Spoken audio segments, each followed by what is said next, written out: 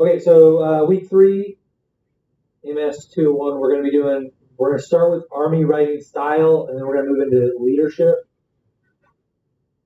And the Army writing style is starting with a movie, or a clip, not a whole movie. Okay, so this guy's representing General Buford. He is a Union commander at the battles of Gettysburg, Civil War. He is writing to someone else to get information or for a decision. All right, and it is a couple minutes long. General Reynolds, my troops are deployed on good ground west of Gettysburg on the Chambersburg Pike. I've sent reconnaissance parties in every direction from which the enemy might be approaching. I'm satisfied that A.P. Hill's corps is massed just west of here, back of Cashtown. The enemy pickets are within 4 miles of my position. Rumor says Ewell is coming over the mountains from Carlisle.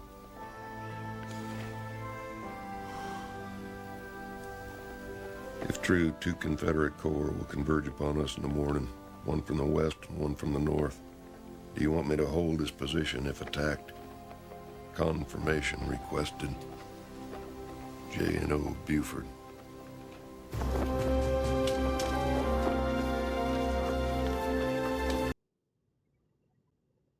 Okay, who's he writing to? General. What general? Reynolds. Well, I don't even name. Like, what's his relationship to the guy? I would assume that this general is his commanding officer. Yep. What does he want? He wants confirmation on a request for some action to take, whether to wait for an attack or do something else. Yeah, hold or leave, right? How many troops does he estimate? So what's the enemy's disposition?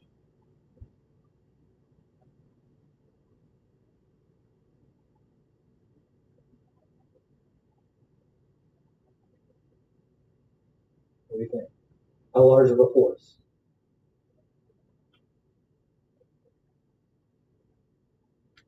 Throw a number out there.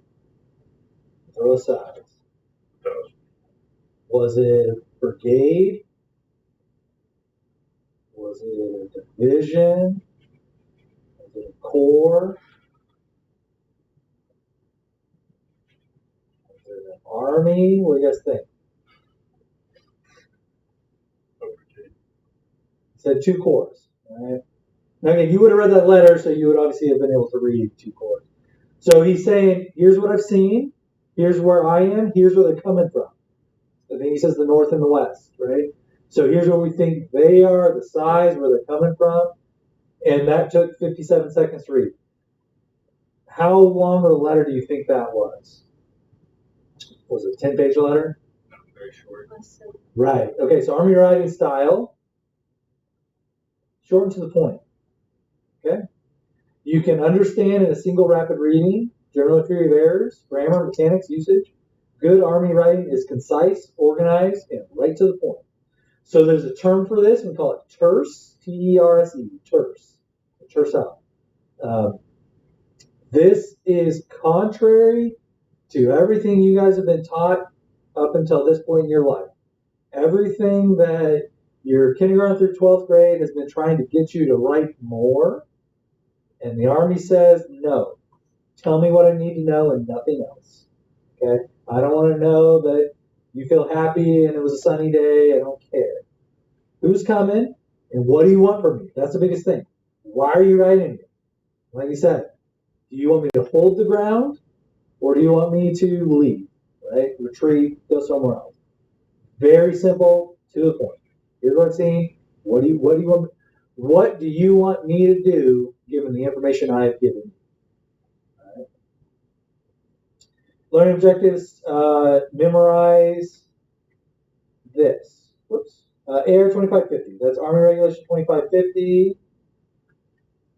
And it looks like this. Army Pubs. If I'm going to offer you anything right now, go to Army Pubs because it's not found.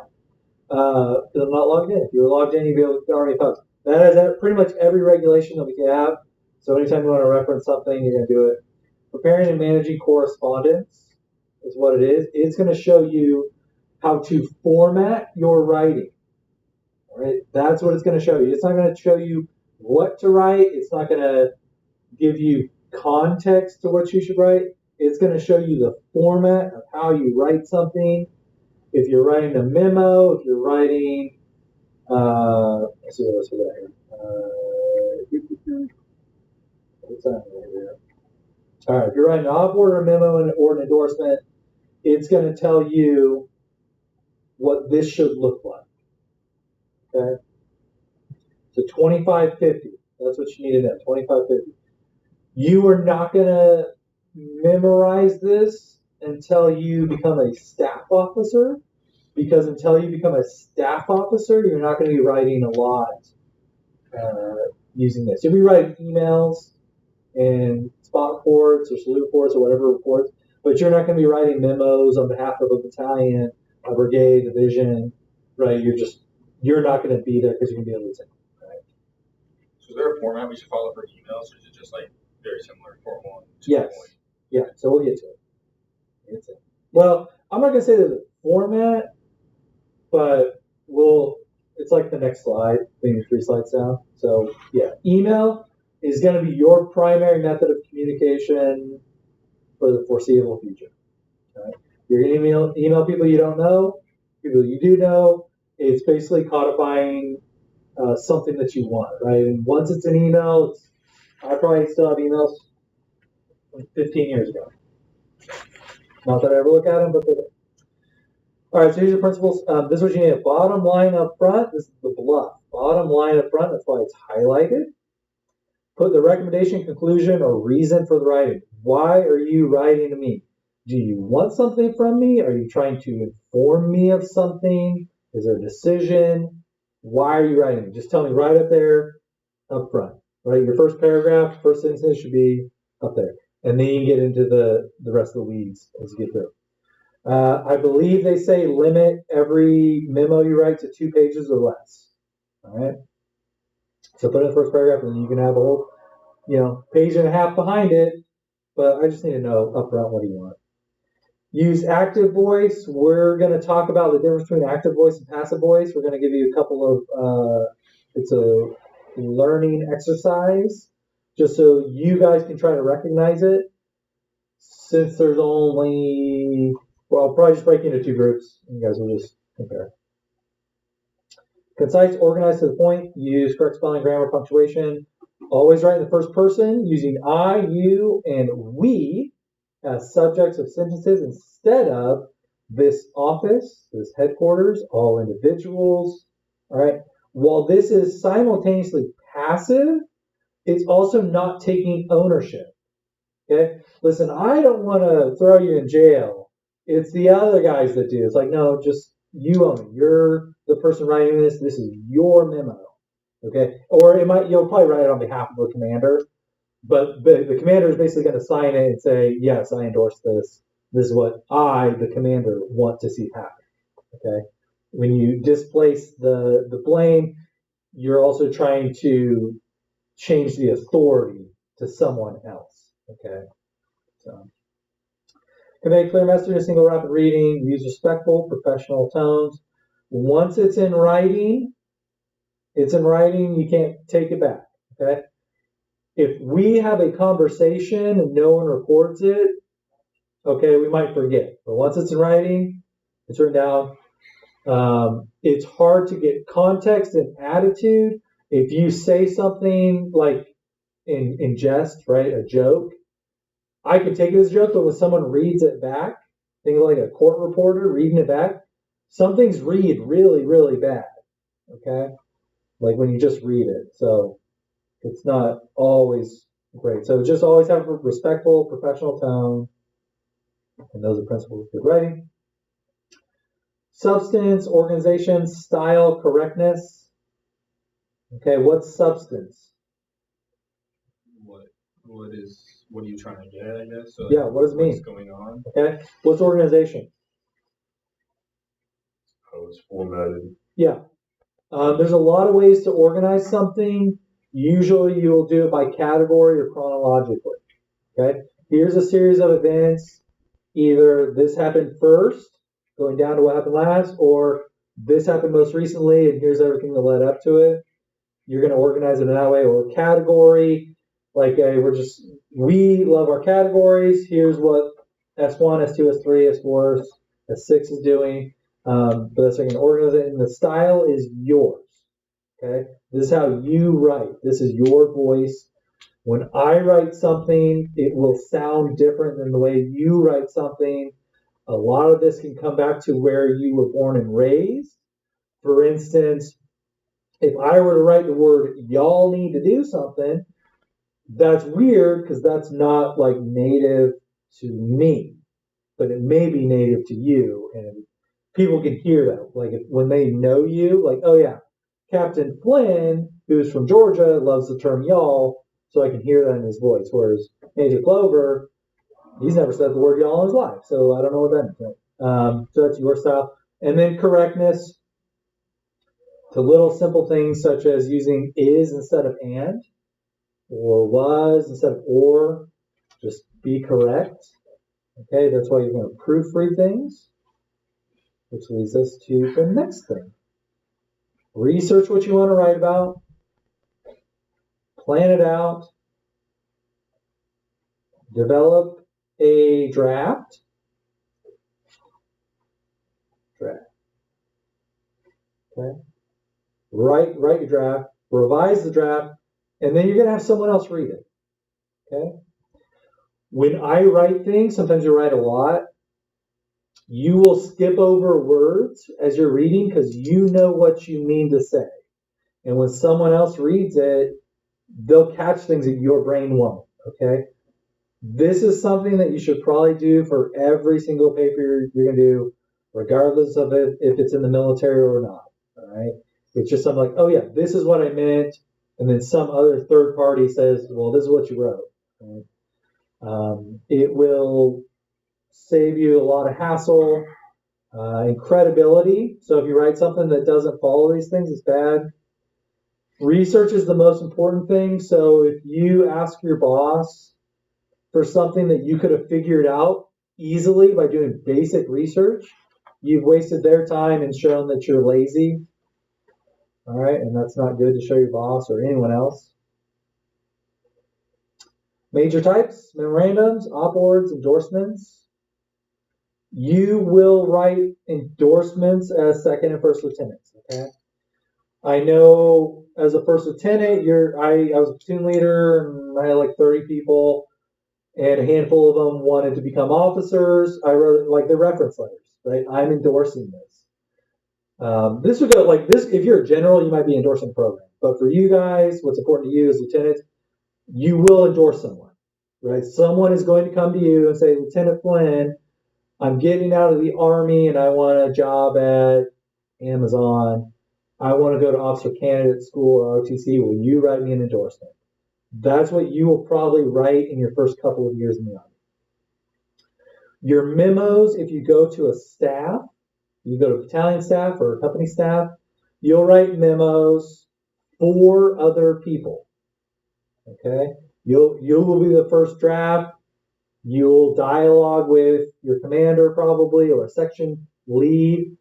You'll be the one that drafts in and say, is this what you wanted, sir, ma'am? Does this look right?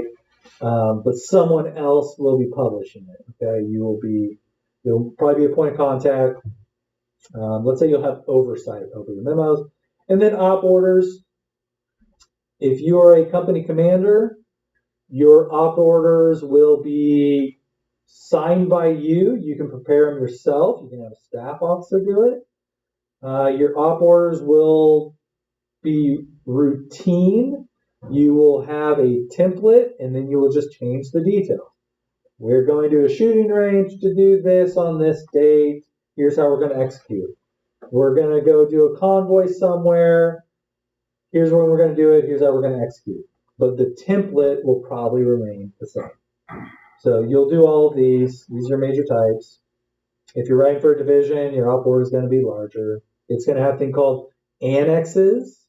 Okay, this is when sections get in and they write their own stuff. You'll learn about annexes. 3 types of memos. Your formal memo, external to HQ, command installation. This is when one installation is trying to communicate to another installation or command. 3rd Armored Corps wants to talk to 18th Airborne Corps. All right, that's a very formal thing, right? They're going to make some sort of agreement, right? You won't do this because you're lieutenants, but when you get to major commands, you'll do it. Personal actions. This can be anything from I'm separating you from the Army. There's a formal thing. To I'm giving you an award. We now use IPSE. The memorandum goes in as the evidence, like this person's getting awarded a Purple Heart, and here's the award that goes with it, and they get a memo with that, and then the personal action will actually achieve that. Saying appreciation, accommodations, again, formal things. Informal, this is going to be internal to your command. It's going to be your memorandum for record, i.e., everyone, our business hours are everyone shows up at 8 and can't leave before 5. No one can take lunch outside of 11 to 12. All right. Those will just be only pertaining to your command. So while Georgetown has this, it won't apply to anyone else outside of Georgetown. Memorandum of understanding. This can be between commands as well. It's going to say, I'm going to do this and you're going to do that. Very simple. And we understand each other.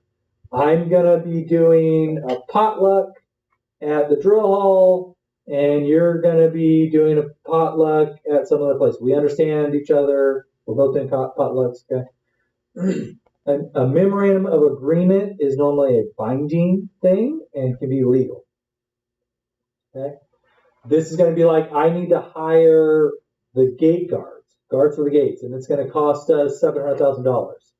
Okay, my command will pay for that as long as your command, like we're going to resource it, as long as your command hires them. Okay, we agree the money's coming from me, but you are going to actually manage the people. All right. We had a memorandum of agreement when I was deployed to teach the Iraqis how to do PSYOP. It was like an $18 million program every year, legally binding. All right, that was our agreement. You get a lot of these with, again, when you deploy, we're going to be on a base with the British. All right, guys, you get to occupy this area, and we'll take another part. Right, that's an agreement, right? Legally binding. And then your memorandum for record. This is going to be the most common thing you ever write. A memorandum for record. Just whatever you're going to write about, it's a memorandum for record. Just the most common thing of all of them, MFR. Okay, so we're going to break into groups really quick. And I got to find the lesson plan. Oh, wait, you know what? It was in the... Did I show that? Share that.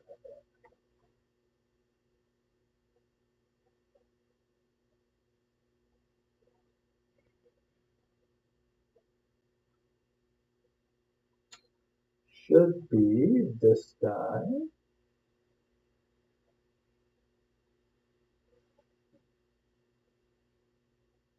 All right.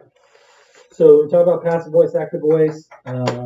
Anytime you write something in Microsoft Word, you're going to get a little blue squiggly under it. It's going to say, are you sure you meant this? Because it's passive and you want to be active. Okay.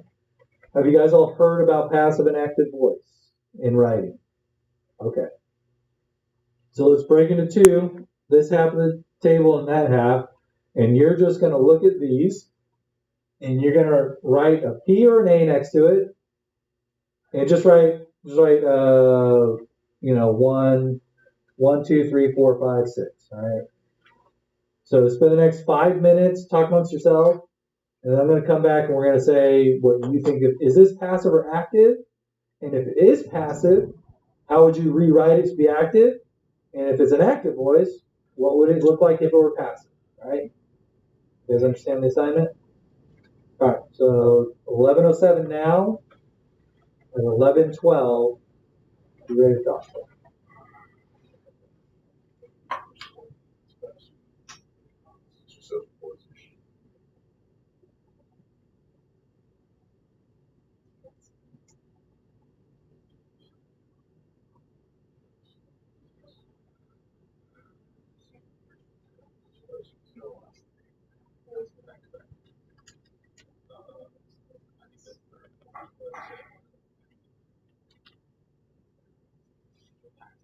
Oh, third.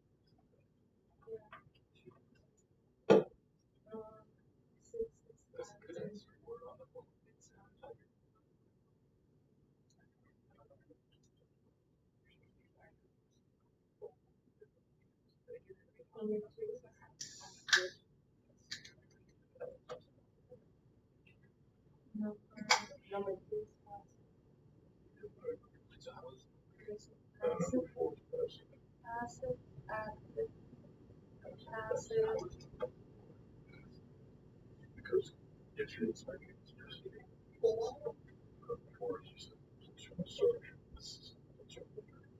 Yeah.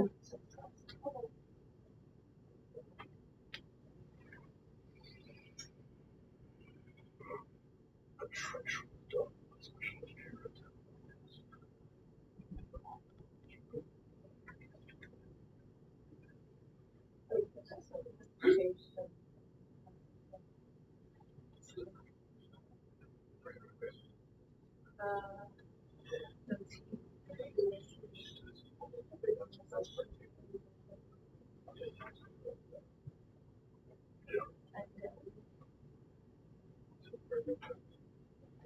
the qualification was check. Captain Council Person. Sort of yes.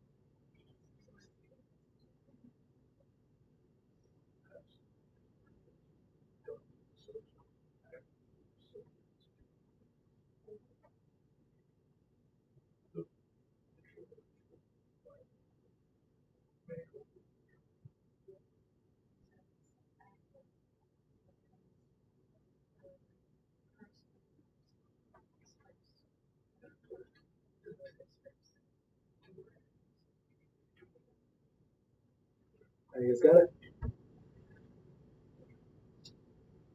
Good. All right, first one. Brand new equipment was issued to the team. Passive. All right, you guys are team one. How would you rewrite it? We would write it as the team was issued brand new equipment. Team was issued brand new equipment. Are you sure?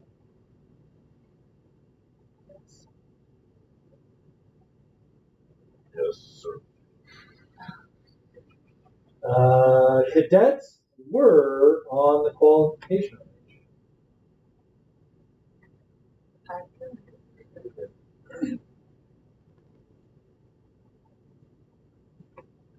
So because it's a were, it's past tense.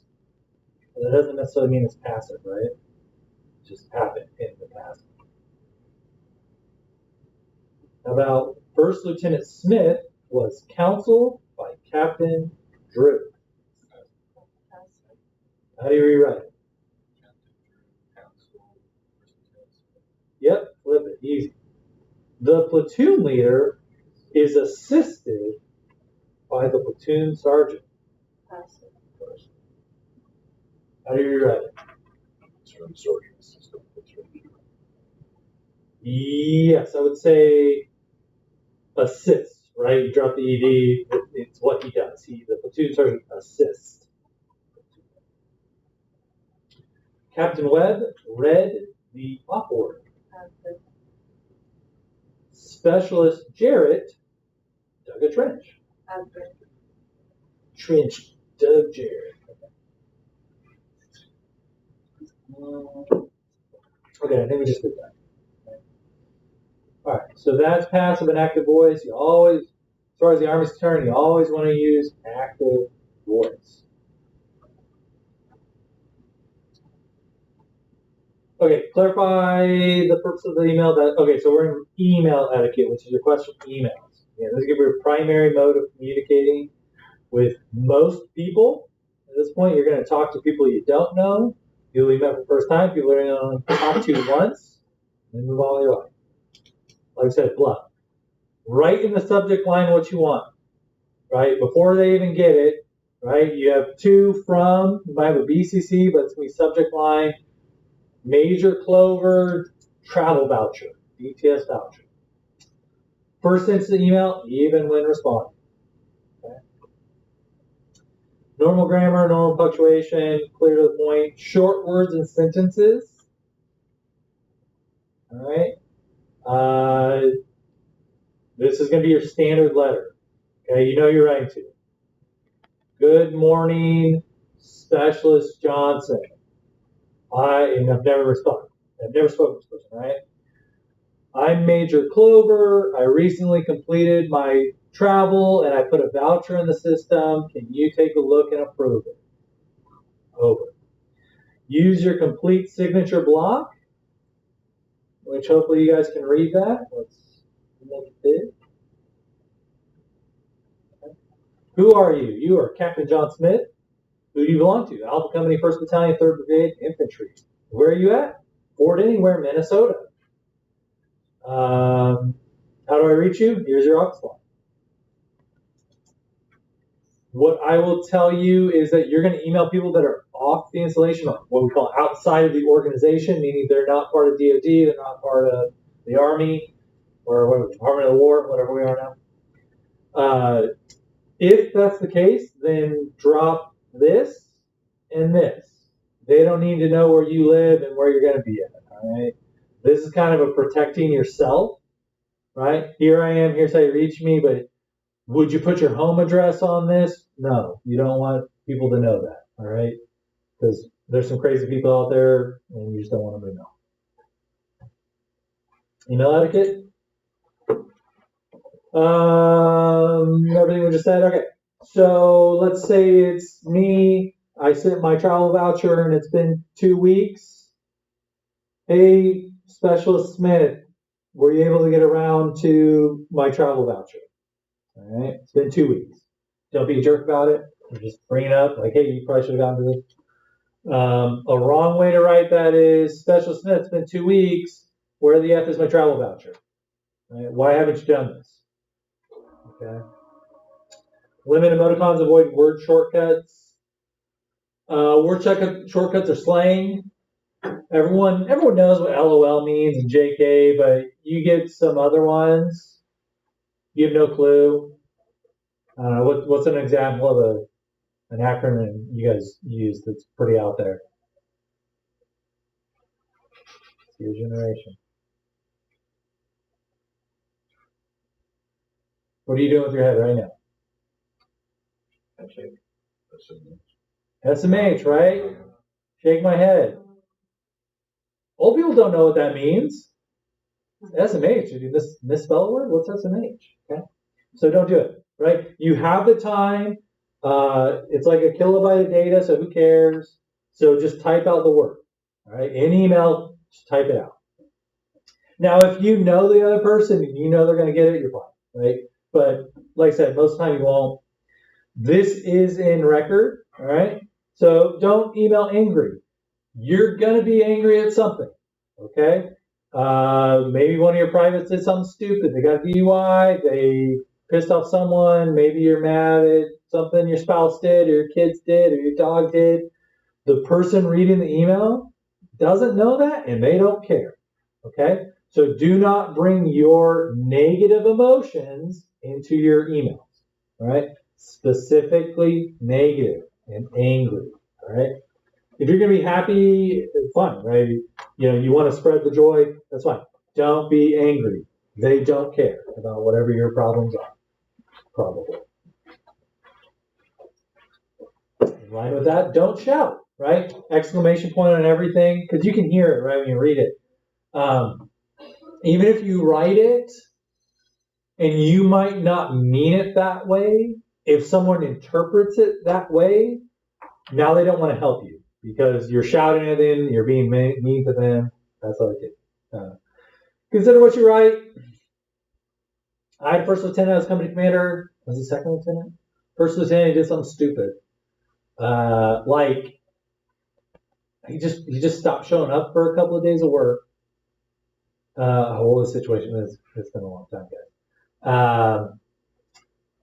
Okay, so he didn't show up to work. And then he comes in one day at like 10 o'clock, leaves at 11 o'clock, like there for an hour. I get a call from my staff sergeant, like, hey, did you get first lieutenant, whatever? Yeah, it's first lieutenant, whatever. The day off, I was like, no, he should be there. Because I was not co-located with him. I was in Sacramento, they in Riverside, it's like 400 miles away. And I talked to the guy, hey, where were you? Well, I showed up early to do work. You showed up early because you only did 1 hour work from what everyone else sees. It wasn't a good situation. Came up correct. So I wrote an email scolding him, just to put it down. And I had my first sergeant look at it, and he says, "Sir, you can't write that. It was bad." And I was gonna send it to everyone too. Like just again, it was such a bad. It was to me, it was such an annoyance that you as the leader, if you're a lieutenant, you're the leader. And if you're only showing up 1 hour a day, you're now giving the impression to everyone else that works there, they should only show up 1 hour a day too. Okay. And so he says, sir, you can't send that. And he's right. I was young. He's right. Okay. So consider what you write. Get a second set of eyes. Beware of the reply all. We had an email distribution list of 900 people. Someone replied all. And the reply all was really basic. I'm out of the office and I won't be back for the next week. And 900 people got that. And then people started responding to that email saying, don't reply all for something that you're not going to be there. And then people started responding to that. And suddenly, and then someone who wasn't at their computer but showed up 3 hours later says, they reply. And so it's awful. You just blew up my entire email inbox with 30 people telling you stop replying all. So, and then it actually becomes a joke and people start doing it intentionally. So, anyways, when you reply, look at who I'm going to send that to. Reply all, right? Like, you might not know everybody, but you should. I'm going to say case in point of this would be whatever happened when President Trump took over and they were on the Signal channel and that reporter got the message. Okay, know who you're talking to. It's important.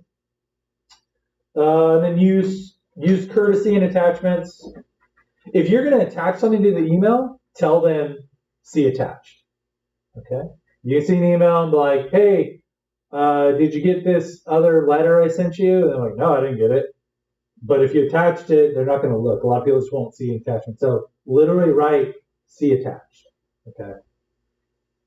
Instant message etiquette, slightly different. Needs to be short. Same, be careful with abbreviations. If they don't know what it means, they don't know what it means. Never send bad news via instant message.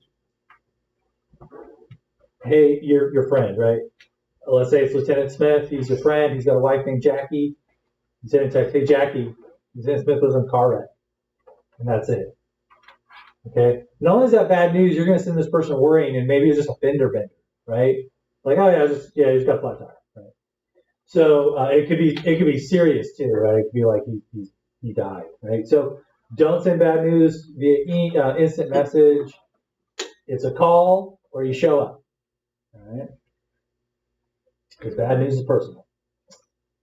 Don't change meeting times or venues in an IM. If I send it just to you, hey, we're going to be meeting at the other building, and I don't get it to any of the rest of you, and now only we show up at the right spot, that's bad too. Okay? And then in the conversation, if you send a text and, hey, we're meeting at McDonald's. All right, cool, man. Okay, cool. So does cool, man mean you're going to show up, or what does that mean, right? So it's kind of open. So don't leave them open and say, yeah, I'll meet you there, or no, I'm not going to meet you there. And so it's very clear that your message is empty. Right? Don't leave them on red. Okay, you guys know what that means, right? Up and down, north and south. You got it. Okay. Oh, you read the text. Oh, okay. I'm gonna say I haven't been dating a long time because I've been married for a while, but I think a lot of your potential dates on your Tinder or whatever might do that to you. Like, well, she read the message. What's she waiting for? Okay, so now you're doing it to your boss, right? Potential person you never met on Tinder versus your boss. Your boss should be more important. Did you guys want to do a take-home quiz? You do? Wow. Okay. All right. So that's Army writing. Does anyone have any questions? No. All right. That's probably the driest lesson you're going to get, and yet honestly, it's probably the most important lesson of your Army career, because if you can't write well, all right, here's what: you'll never sound smarter in person than you will in writing. Okay. So if you can't write well, why will they? You're not going to speak as well as you write. So be able to write well. Okay, this is smart because you have time to think about what you say. All right, you have time to think about what's coming out of your mouth because you put it on paper, and you can change it. You can edit it. That's why writing is important. All right, so moving on to the next lesson: fundamentals of leadership. We lead people, we manage things. Good officership requires an implicit balance of both. You're not always going to be a leader. Okay, management and leadership is not the same thing. All right, we're going to talk about leadership. We're going to talk about it by watching this movie. All right, who has not seen the movie Black Hawk Down? Is that your hand? Oh, what? I was like, man, your hand looks weird. I thought it was yours. Okay. Can someone describe Black Hawk Down? Because you two saw it. What was the situation? What's it about? The situation was that there was a helicopter carrying a bunch of soldiers that went down in Mogadishu in Somalia, and they were there for hours just surrounded by a bunch of people who really wanted them dead. Yeah, so the town of, I don't know the town, it's probably said, right? Mogadishu. I think it's the capital. Yeah, it's a big place. There's a lot of people. They don't like the Americans. At least these people don't like the Americans. So it's hostile.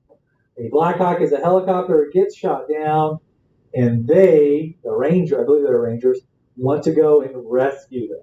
Okay, because again, it's Black Hawk Down. We're not going to just leave them there to die.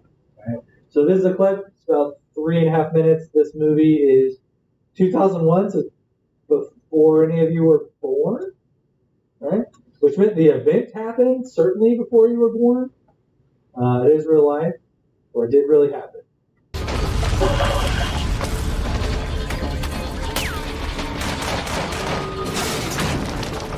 26, this is 25. Is that you shooting up the technicals over? This is 26, roger that. Digivaso, take the southeast corner. We're setting up a perimeter, over. This is 26, roger that. Moving there now. Move out! Okay, so what just happened? Literally just what just happened. Basics. You want to be infantry, right? He got orders to move to the, what was it, southeast corner. All right, so we call it shoot, move, communicate, kill, right? So someone was shooting. Hey, is that you? Yeah, it's me. Okay, I know where you are. I want you to go move to here. Okay? Right, that's basic leadership. You communicated an idea to me, and now I am instructing you to go somewhere else. All right? This would be leadership under fire. Captain Steele, come in. We got 2 wounded, and we got both the pilots dead in the chopper. We need a medevac over here now. 2-5, they're telling me it's too hot to land the barracks. You gotta secure the perimeter first. Over. Where are the Humvees? Be advised, 2-5, the convoy will be there. They're encountering light resistance. 6-4 out. Okay, what happened? He's requesting medevac. And he's saying there's too much going on for a Black Hawk to come in and evacuate them. Right, request denied. And then the other guy asks when the Humvees are coming, correct? And So that's a backup plan. they're encountering a lot of resistance. Right. So there'll be a second. Okay, so again, we're communicating, right? Leadership is communication.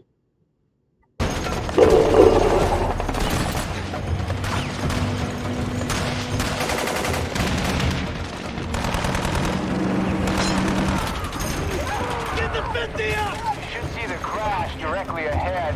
All I see is the roadblock!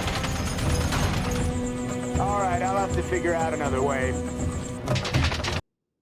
Okay, so for context, the guy saying I'll figure another way, he's just flying around a helicopter, right? Okay, why was that a failure of leadership? Like that situation, for those of you that saw. Because the route plan should have been known before they were in the middle of Right. So they actually knew the route plan before time, but because they had rehearsed it, the enemy saw them doing it. Okay? So the enemy, the Mogadishan rebels or whatever, threw up roadblocks. The leadership failure is that they never thought about the contingency of what if a roadblock is set up. Okay? So they didn't think about it. Right? Those are things you do before this happens. Right? This is pre-mission planning. What are we going to do if this happens?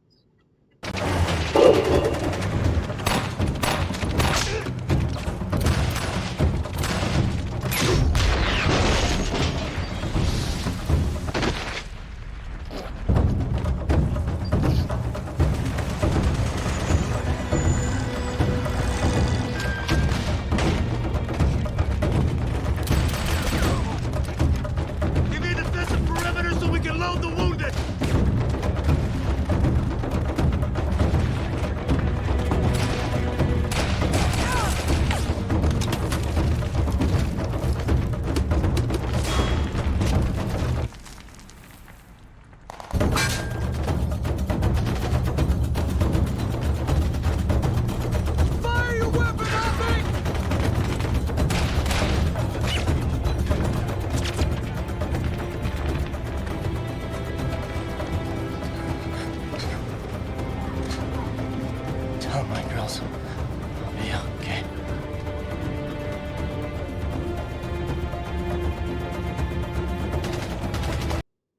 what's he going through right there? This guy. Now the guy that got blown up. What's this guy going through right there? Well, the guy that picked up the hand. He's in shock, right? These people are probably friends. I'm going to let you know, even though you're an officer and they're enlisted, when you spend enough time with people, they're going to become your friend, okay? And so you've now spent years with someone and suddenly he's blown apart, okay? So this is why, again, we're going back to the leadership. How do you deal with this? You deal with this before the mission starts by rehearsing things like this. What happens if I die? Okay? I think that's the captain, right? The guy who is blown up on the ground. Looks like a captain. Okay, we know what to do if the captain goes down. So you rehearse that. That's part of leadership before we get to the mission. Okay? You should train for this.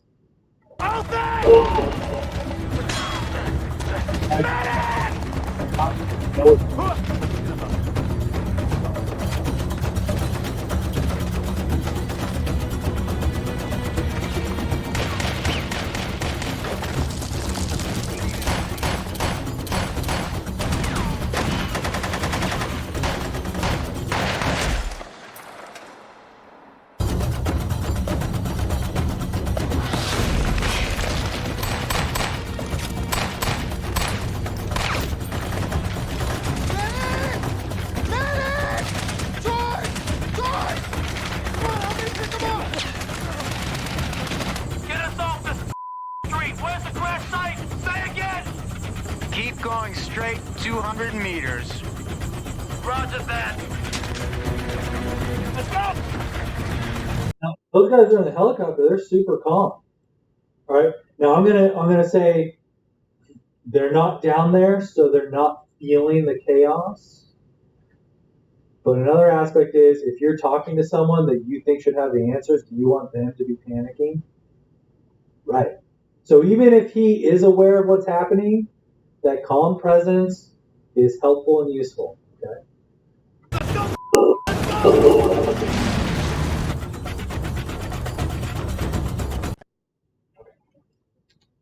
All right, so that is what you would consider leadership in a chaotic environment. And the military war is chaos. We, as a military, try to bring order to the chaos that is war. We do it by training and planning for these kinds of events. And good leadership is doing that before time. Right? So now I'm going to give you another video, and it's a counter to what would be chaotic leadership and leadership that we should probably be aspiring to, since that Black Hawk Down, that happens to 1% of the people like once in their entire careers, okay? It doesn't happen. That means the other 99% of the time, you should be leading in a more calm environment. Right? So we're going to watch this video, and that should kind of show a different approach to leadership. I would like to invite you on a little thought experiment. Let's pretend that we're going on a polar expedition together, all of you and me, and we need to hire a captain. And we have 2 resumes in front of us. One comes from a man who has already successfully achieved all 4 of the major polar goals, the North Pole and the South Pole, and the Northeast and the Northwest Passage. In fact, 3 of these, he was the first person to accomplish. Let's call him Candidate A. Candidate B is a man who set off for the Antarctic 4 times, 3 times as the man in charge, and every time resulted in failure, catastrophe, or death. Who should we hire? I took 2 things that I love, dancing and dogs, and I made them into a successful business. Hi. It's not meant to be a trick question. I think it's obvious. We want Candidate A. He's the man for the job. But in reality, we often trick ourselves into hiring Candidate B or someone like him. How do I know? Well, both of these men were real polar explorers who lived during the so-called heroic age of polar exploration. And in the century since, one of them has been consistently celebrated as a leadership role model in best-selling books, blogs, documentaries, podcasts, and an endless stream of social media posts. But, surprisingly, shockingly, this is not candidate A, but candidate B, the very much disaster-prone Anglo-Irish explorer Ernest Shackleton.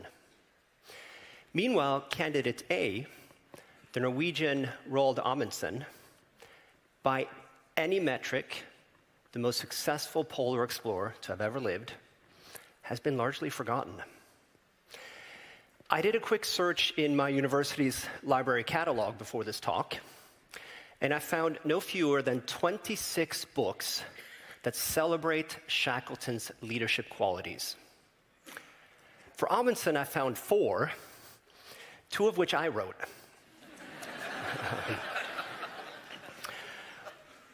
What is going on here? Why are we obsessed with a mediocre at best leader and overlooking a truly gifted one? Well, I'm a historian who studies leadership, and I'm here to tell you we celebrate the wrong leaders, and not just in the realm of polar exploration. Have you heard of Toussaint Louverture? You probably discuss him around the coffee machines in the mornings. Maybe not, but you should. He was born an illiterate slave and rose to become one of the most influential revolutionaries ever and outsmarted the biggest empires of the day, including Napoleon's. What about Frances Perkins? She was the pillar in US President Franklin Delano Roosevelt's famous New Deal. We celebrate the wrong leaders. And this is not just an academic or a trivial insight. Leadership development today is a $60 billion industry. For good reason. We need leaders. Right? All the challenges that we face today require people to work together. And this, in turn, requires somebody who can motivate them, inspire them, coordinate the work, deal with whatever hiccups might arise along the way. But for this reason, it's important that we celebrate the right leaders, because the leaders we celebrate are the leaders we learn from. And so in this sense, the leaders we celebrate has a direct impact on the success, or as it may be failure, of our greatest endeavors today. So why do we celebrate the wrong leaders? Sometimes it comes down to pure racism and sexism. We have a well-documented bias for associating leadership with white men. But there's another culprit at work as well, what I like to call the action fallacy. Our mistaken belief that the best leaders are those who generate the most noise, action, and sensational activity in the most dramatic circumstances. In other words, we confuse a good story for good leadership. But the two are not the same. As a matter of fact, very often, good leadership will result in a bad story. Let me explain. Imagine leadership for one moment not as a polar explorer charting a new course or a CEO motivating her staff, but as the simple act of swimming across a river. And not just any river. Imagine a violent river with waves crashing together and rocks lurking somewhere below the surface. If a swimmer ventures in haphazardly, without being aware of his own capabilities or the currents, and nearly drowns, but splashes around wildly, fights with all his strength, and somehow, miraculously, manages to drag himself back to safety, those of us looking on will notice him. And we will probably say, wow, what a guy. He really fought hard to get himself out of that crisis. And if instead we have a swimmer who has studied the river for years and knows just where and when to enter the water and how to turn her body in subtle ways, and so lets the current carry her across, we probably won't notice her. And if we do, we would probably say, that looks pretty easy. Shackleton and Amundsen are a case in point. Shackleton are candidates. Okay, so it's just a different way to look at what leadership is and can be, and probably will be for most of your career. Again, 99% of the time you're not doing exciting things. So. Something else. All right, going down into our learning objectives. We're going to talk about transactional leadership, transformational leadership, full range, managerial attributes, demonstrate and understand situational leadership through identification of basic leader behavioral styles, subordinate levels of readiness. What is transactional leadership? What do you guys think?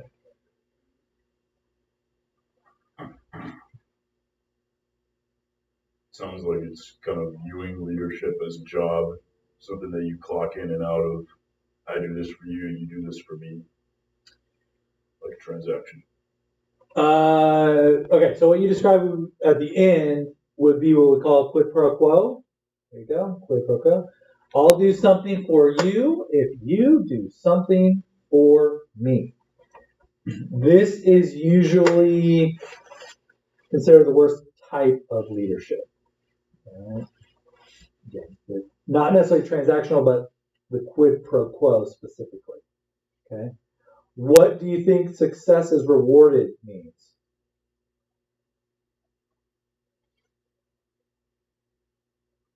Someone else. Real simple. Give me an example.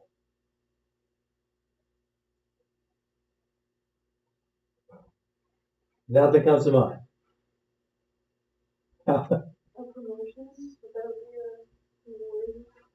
Yeah, sure. Like, I mean, that's a long-term thing, but yeah, why not, right?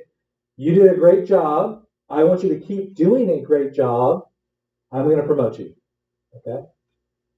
How about it can be simple? Hey, everyone, what do you got?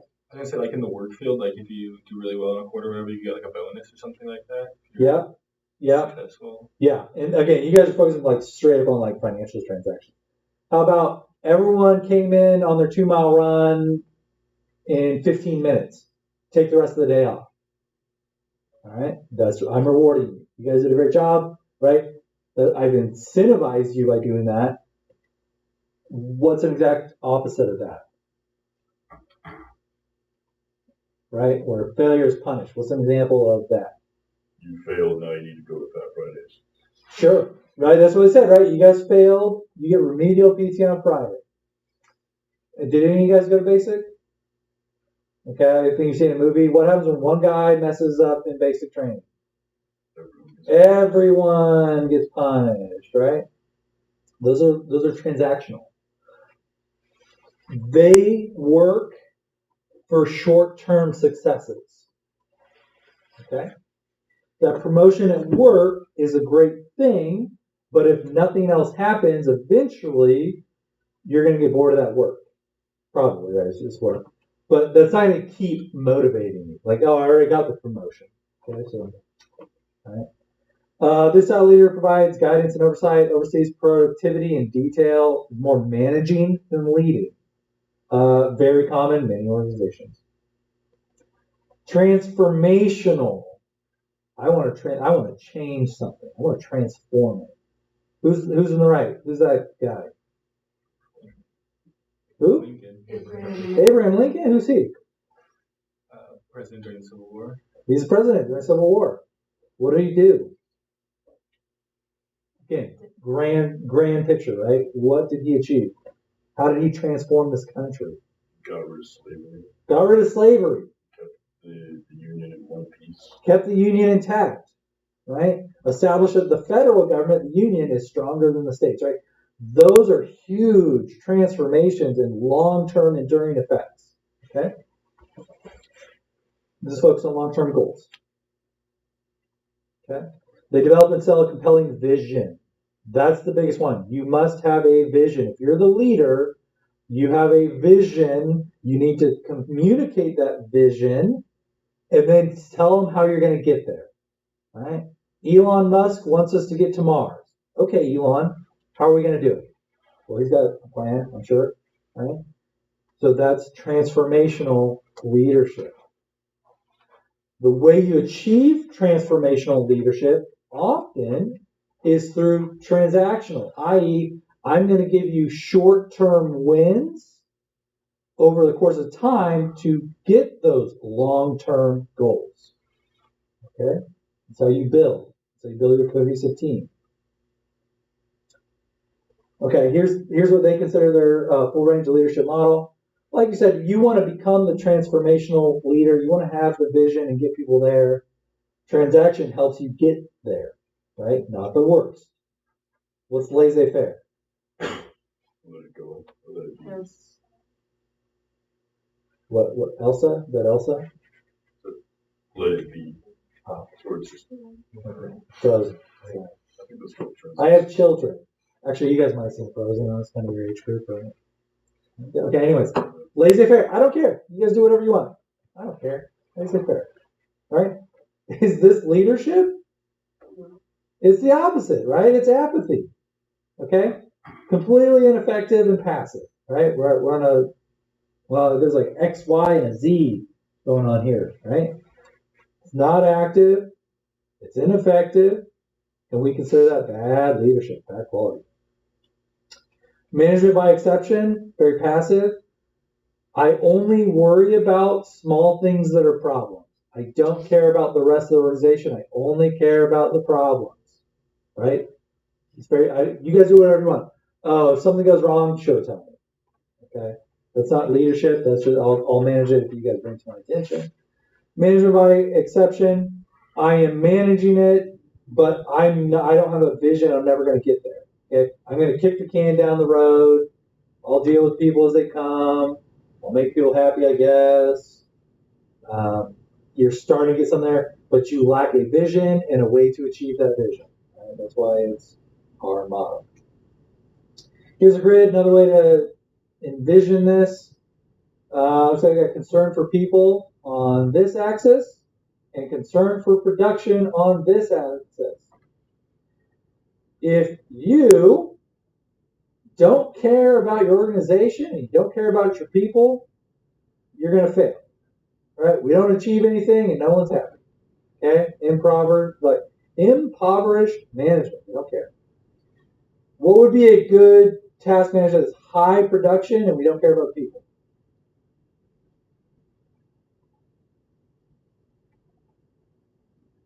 We care about product, we don't care about people. would be like a Chinese sweatshop. Chinese sweatshop. Great. All they care about is tasks. They don't care about other people. Okay? Right? Like that's it. Straight up transactional. You make me an iPhone and I'll give you $4 and I don't care anything else about you. You're gonna work 16 hours a day. That's it. How about country club? Maybe a cruise, right? A cruise liner, right? What's the difference here? Leisure, right? Entertainment. We want it to look great. We want our people to be happy, but we're not really achieving much, right? So you see that in a country club. Then your team management, we produce a lot and everyone's happy.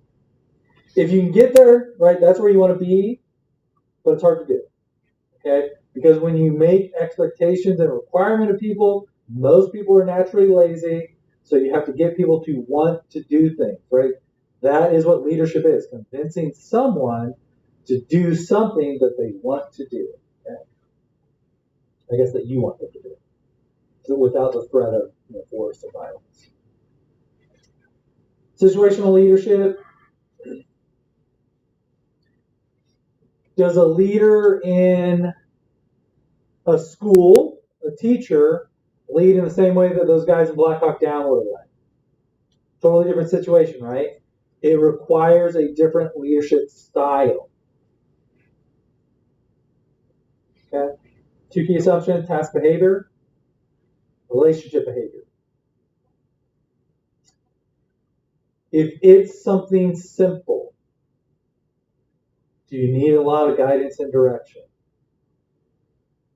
What's something simple for you guys at this point?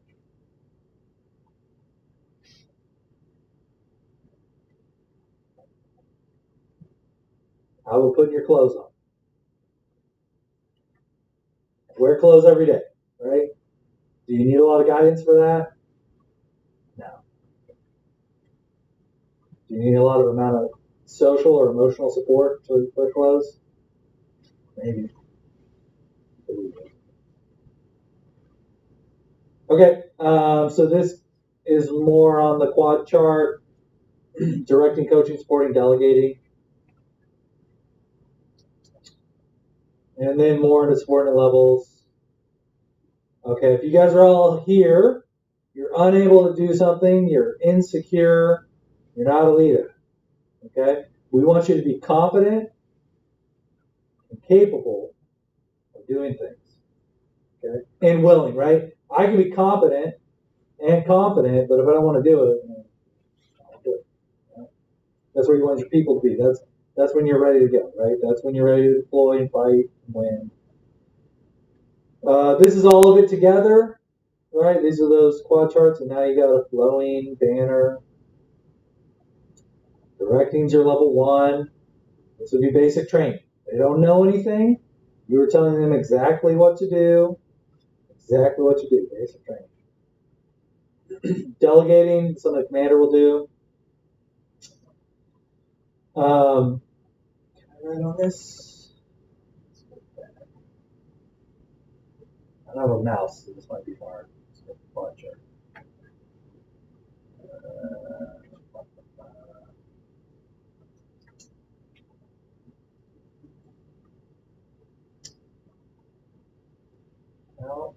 All right. So the Germans had a style of leadership where they would sign on officers, and it was very interesting. Okay, it's a quad chart. Hopefully, you guys are aware of this, right? On the top, you were smart or you were dumb. Okay, we right here.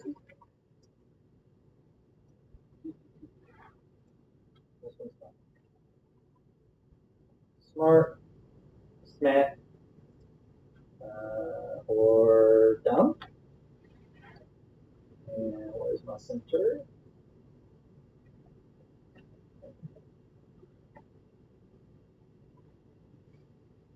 And we want to do a vertical box. And then they had industry and outreach.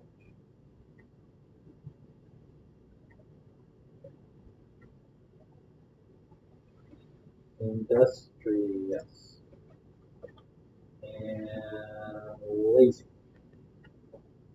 Okay. So imagine it's a quad chart in this blend. You're smart or you're dumb. You're industrious or you're lazy. Okay? And we have to figure out where you're going to place people. You're going to be a commander, a staff officer, you need a supply, or we're going to kick you out of the army. All right? Where do you put your smart, industrious people? What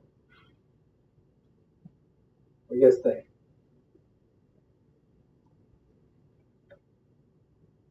Higher positions.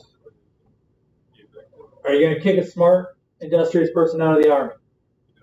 Are you going to make them, are you going to have them just do supply? Probably not. Logistics are necessary. Okay. Are you going to make them a commander? Or are you going to make them a staff officer? Commander? No, you're making a staff officer. Okay. They're smart. They're going to work hard. Staffs, if you're on staff, you work on a lot of products. Okay. If you're smart and lazy, are you supply? Are you commander? Kicked out. Commander. Why? Because you can delegate all the Because you can delegate. You're lazy. I don't want to do it myself. I know what needs to be done. You go do it. And you go do it. Right? So if you're dumb, all right, so we know what we do with the smart people. What do we do with the dumb ones? Are you going to be kicked out of the army? Or are you going to supply? Okay, who goes to supply? Industrious or lazy? Industrious? No, you're lazy. Why do you kick the dumb, lazy, or the dumb, industrious people out?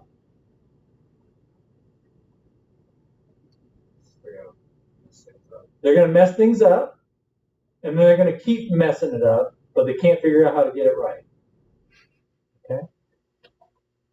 So if you're dumb and industrious, that's bad. So key, be smart, know your path, know your strength, okay, whatever it is. Anyway. The Germans didn't just kick them out. All right, they did something worse. Maybe it was the Nazis. I don't know. Okay, so we got 2 minutes, and we're not going to get to adaptive leadership in history. So this is what we learned today.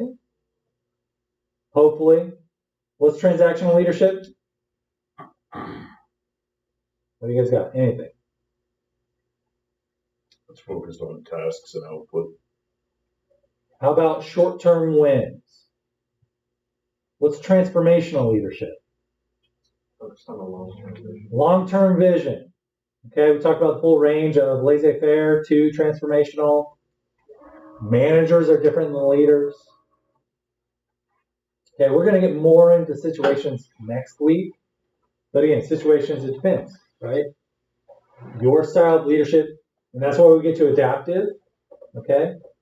Because again, you can be a very calm and collected leader, but when you're in the heat of battle, maybe you need to be someone else. Right?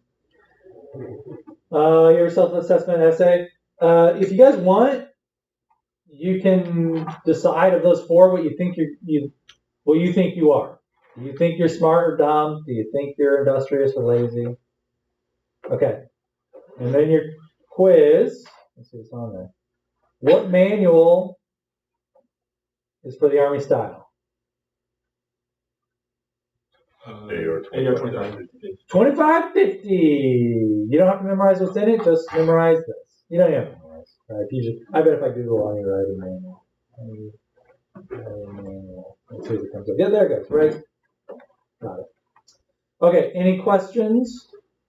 Anything else you want to talk about? Okay. So next week we'll go more into adaptive leadership, and we need a lot more situations with that. Hope you guys enjoyed today.